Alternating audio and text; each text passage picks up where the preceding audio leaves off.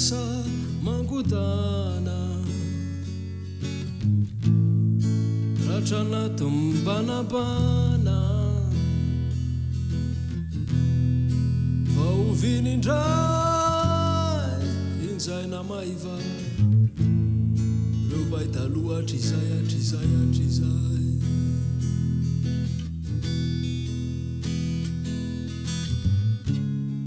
diko anao mifalifaly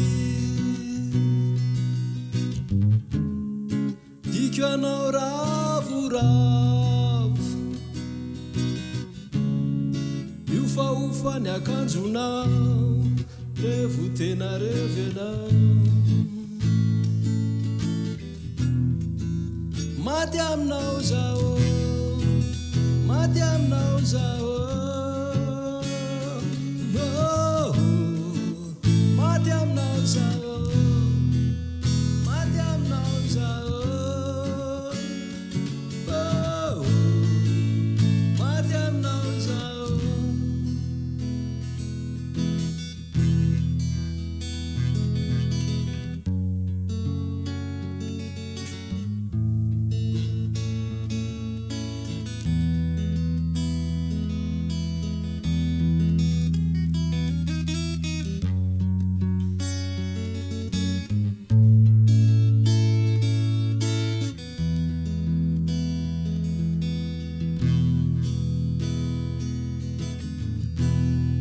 misy lasa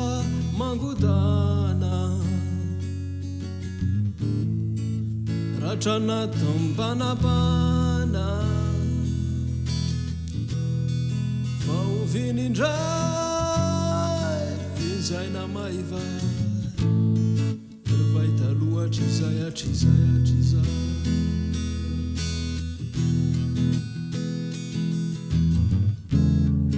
diko anao mifalifaly diko anao ravoravo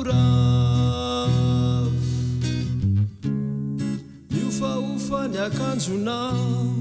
revo tena revenao maty aminao zao maty aminao zao maty aminao zao maty aminao zao